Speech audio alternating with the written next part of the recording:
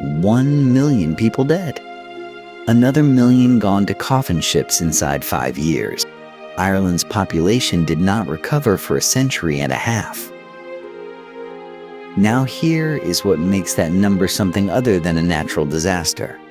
During the worst years of the famine, 1846 to 1850, Ireland exported enough food to feed every person who died.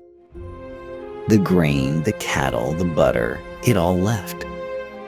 Guarded. Logged. Taxed. Processed through the normal channels of imperial commerce as if nothing unusual was happening in the countryside outside. The men running that system did not think they were doing something wrong. That is exactly the problem. What had British colonial policy built in the decades before the blight arrived that made 1 million deaths feel, to the people in charge, like the correct outcome? In the spring of 1847, soldiers with loaded muskets walked the docks of Cork Harbor. They were not guarding against invasion. They were guarding grain. Behind them, wagons loaded with oats, butter, and live cattle rolled toward British merchant ships. The ships were bound for Liverpool, for Bristol, for London. They moved out of Ireland every day, sometimes dozens in a single week, carrying food grown in Irish soil by Irish hands. And on the roads just beyond the harbor walls, people were dying. Not slowly. Not quietly. Families were collapsing in ditches, their mouths stained green from eating grass. Children with the hollow eyes and swollen bellies that come only at the end of starvation. A country of 8 million people was consuming itself from within, and the food that might have saved them was sailing away under armed escort. That is not a metaphor. That is what happened. The Great Famine, which the Irish call in Gorta Mór, would kill approximately 1 million people between 1845 and 1852. Another million would flee the country in those same years, packed into ships so overcrowded and disease-ridden they were called coffin ships. By the time it was over, Ireland had lost 1/4 of its entire population. 1 in 8 of those who stayed would not survive. The scale is almost impossible to hold in the mind, but the soldiers on the docks make it concrete. Because the famine was not simply a natural disaster. The potato blight was real, a fungal infection that destroyed the crop that most of the rural poor depended on entirely. But there was other food in Ireland. Plenty of it. Wheat, oats, barley, livestock, butter, eggs. All of it moving outward toward Britain, protected by the full force of the British military, while the people who grew it starved in the fields beside the road. When pressed on this, British officials had an answer ready. The famine, they said, was an act of providence. God's judgment on a people who had grown too dependent on a single crop. The role of government, in the prevailing view of the time, was not to interfere with the market. To distribute food freely would be to distort trade. And so the trade continued, and the dying continued alongside it. This was the position of the wealthiest empire on earth, an empire that in 1847 controlled 1/3 of the globe, that had built the most powerful navy in history, that had recently industrialized an entire economy from scratch. The resources to respond were not the question. The will was. What drove those decisions, who made them, and what they knew while they were making them is a story that has never fully settled. And it begins not in London, but in a field in County Tipperary in the autumn of 1845. By the 1840s, the average Irish tenant farmer worked a plot of land so small it could fit inside a single acre. Not by choice. By design. The system had been built over generations. English and Anglo-Irish landlords, many of them living in London townhouses and Bath drawing rooms, owned the land. Their tenants worked it. And those tenants, desperate to pass something to their children, subdivided their plots again and again until a family of 6 might be farming a patch barely large enough to graze 2 goats.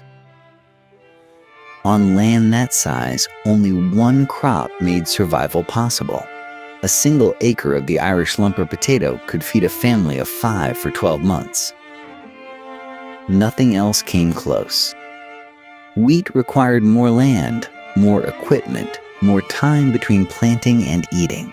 The potato demanded almost nothing and gave back everything. A man could grow enough to keep his children alive on a plot his landlord considered worthless. So 3 million people in rural Ireland ate almost nothing else. Not because they were ignorant of other foods, because rent was due in cash, and everything that could be sold had to be sold to pay it. The wheat and oats they grew, the cattle they raised, the butter they churned, all of it went to the landlord or to market. The potato was what was left. It was survival in its purest, most precarious form. The penal laws of the previous century had stripped Catholic Irish from land ownership entirely, leaving families legally barred from buying, inheriting, or securing property. Those laws had softened by the 1840s, but the poverty they engineered had not. The structure remained. Landlords collected. Tenants scraped. And the food kept moving. Before a single potato rotted in the ground, before the blight arrived from the Americas in the late summer of 1845, Ireland was already a net exporter of food. The country was feeding Britain even when its own people were hungry. The blight did not create that condition. It simply made it impossible to survive. In August of 1845, a farmer outside Wexford walked into his field at first light and found nothing wrong. The stalks were green. The leaves were full. By the time he came back that evening, the plants were black. It happened that fast. The culprit was Phytophthora infestans, a water mold traveling on wind and rain, moving across fields in hours. It had crossed from North America to Belgium earlier that year, raced through the Netherlands, and landed in Ireland by late summer. The Irish lumper, already genetically identical from field to field after generations of replanting, had no resistance whatsoever. One infected plant could collapse an entire acre in a single night. You would have smelled it before you understood what you were seeing. The rot produced a stench unlike anything in ordinary farming life, thick and sulfurous, the smell of a living thing turning to liquid. Farmers across Munster, Leinster, and Connaught reported waking to it in the dark before dawn, before they had even looked outside. Some tried to harvest early, digging up what looked healthy, only to find the tubers dissolving in the ground. Others piled the blackened stalks and burned them. It made no difference. The spores were already airborne, already in the soil, already in the next field. Scientists had no framework for what they were seeing. The dominant theory blamed bad air, miasma rising from the soil, a consequence of unusual summer rains. A committee of experts investigated and issued a report confirming the weather hypothesis. They were entirely wrong, and a year would pass before anyone got closer to the truth. In London, Prime Minister Robert Peel received the reports with measured concern. He authorized a quiet purchase of £100,000 worth of Indian corn from American markets, enough to feed roughly 2 million people for 40 days. Stored in depots across Ireland for controlled release. His intention was to keep prices down without disrupting private trade. He told almost no one what he had done. The corn was yellow, hard, nearly impossible to mill with existing equipment, and nutritionally unfamiliar to a population that had never cooked it. Relief, when it came, would come on those terms. The blight had arrived. But the hunger was still being managed as a policy problem. By July of 1846, the potato fields of Ireland looked perfect. Green, dense, full of promise. Farmers who had survived the partial failure of the previous year allowed themselves to hope. Within 2 weeks, every field in the country was gone. This was not a repeat of 1845. That year, roughly 1/3 of the crop had been lost, enough to cause suffering but not total collapse. This time, the blight came back stronger, faster, and complete. Entire counties went black in days. There was nothing left to dig, nothing left to eat. And in London, the government that had quietly managed the first failure had just fallen. Robert Peel resigned in June, brought down by his own party over an unrelated trade dispute. The Whigs took power under Lord John Russell, and with them came a new philosophy about what the British government owed the Irish poor. The answer, according to Russell and his closest advisors, was almost nothing. The man who shaped that policy was Charles Trevelyan, the senior civil servant overseeing Irish relief at the Treasury. Trevelyan believed in laissez-faire economics with the fervor of a convert. Markets, left alone, would correct themselves. Government interference in the food supply would only distort prices and create dependency. He wrote in documents that survived that the famine was a judgment of providence, a necessary correction for a people too long propped up by bad habits. He acted on that belief immediately. Peel's network of food depots, the same ones stocked with Indian corn and positioned across the country to stabilize prices, were shut down. The logic was that private merchants would fill the gap. In a country where the market functioned, perhaps they would have. In Ireland, in the autumn of 1846, private merchants exported grain. That is not a misprint. As 1 million people faced starvation, ships loaded with Irish oats and barley left Irish ports for Britain and elsewhere because those crops were grown for rent payment, not consumption, and the landlords needed their rents.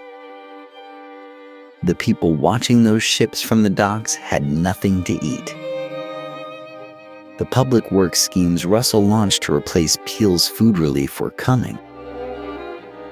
They were underfunded, badly organized, and required starving people to perform hard physical labor in winter weather to earn wages that couldn't buy enough food to sustain the work. What happened that winter was not an accident.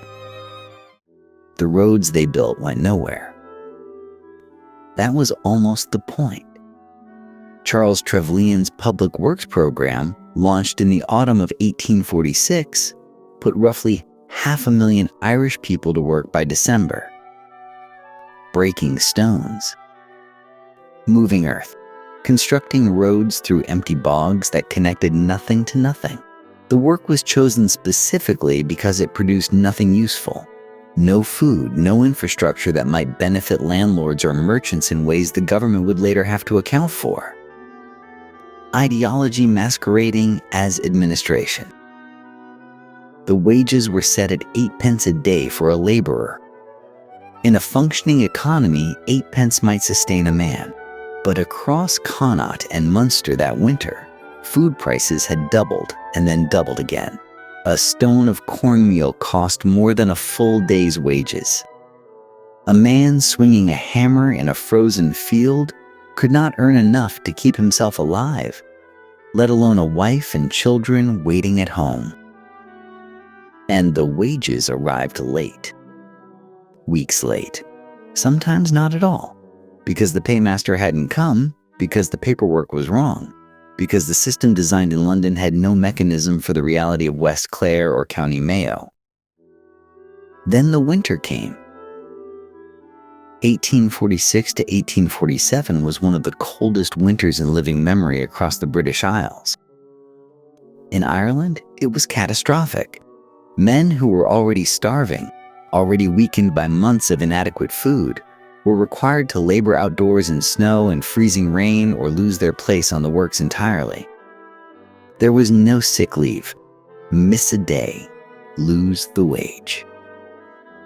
Supervisors began filing reports of workers collapsing at the roadsides. A man named James Prendergast was found dead on a public works site in County Cork in January of 1847, a shovel still in his hands. He was not the last. Priests walking their parishes began finding bodies in ditches beside the half-finished roads, men who had started the morning's walk to work and never arrived. The reports reached London. Trevelyan read them. He worried, in writing, about creating dependency. By February of 1847, the public works scheme employed 700,000 people. It was also killing them. Someone in London was finally beginning to admit that a different approach was needed. What they proposed instead would arrive too late for hundreds of thousands, but it would arrive. By the spring of 1847, the dying had a smell. Visitors who rode into Cork or Clare wrote the same thing in their journals. You knew a village had been lost before you reached it. Typhus arrived on top of starvation. Then dysentery. Then relapsing fever, which the Irish called yellow fever for what it did to the skin. Bodies already hollowed out by 18 months of hunger had nothing left to fight with.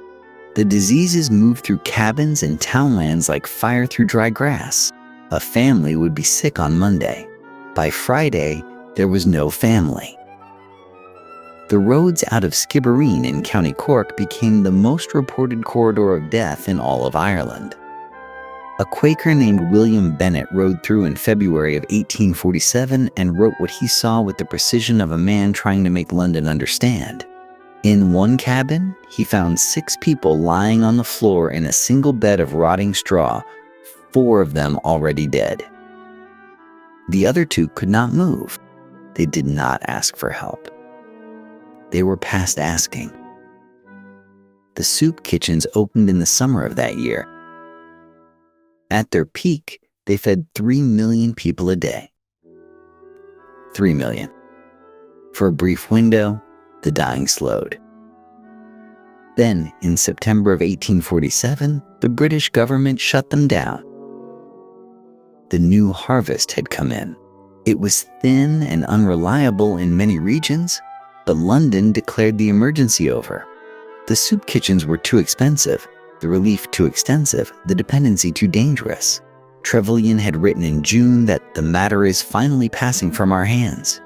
He meant it as a relief. Whole villages never knew the soup kitchens had closed until it was too late to matter. The machinery of death simply resumed. What made it unforgivable, what witnesses documented and what the numbers confirm, is this. Food kept leaving Ireland all through it. Wheat, oats, cattle, butter. Through 1847, at the absolute bottom of the catastrophe, Irish ports continued exporting grain to England under armed guard. The guards were there because the Irish knew what was on the ships. Sometimes crowds gathered at the docks. Sometimes they did not have the strength. A British soldier stationed at Cork Harbor wrote home in October of 1847 that he had stood watch over a grain shipment while a woman died in the street 40 yards behind him. He did not know what to make of it. He was 19 years old. By the end of 1847, approximately 1 million people were already dead. 1 million more had fled the island. And still the policies holding the famine in place had not fundamentally changed. What would change in ways no one in London anticipated was Ireland itself. The people who survived were not the same people who had gone into the famine. In the winter of 1847, a new law finished what the hunger had started. The Gregory Clause, passed by Parliament in June of that year, contained a single devastating condition. Any tenant who held more than a quarter acre of land was ineligible for relief. To eat, a family had to surrender everything they had. Their plot, their cabin, their only foothold in the world. The clause was not accidental. It was drafted precisely to clear the land of the poor. Landlords understood immediately what Parliament had handed them. Across Connaught, Munster, and Clare, eviction notices went out by the thousands. The law was on the landlord's side, the bailiffs were armed, and the tenants were too weak from hunger to resist. Families who had farmed the same ground for generations were put out onto the road with whatever they could carry, which was rarely much. Then the landlord's men moved in with crowbars and sledges and leveled the cottages. Roof beams pulled down, walls collapsed inward. The rubble made sure no one came back. Quarter-acre clearances. That is what they were called in the ledgers. The language was tidy.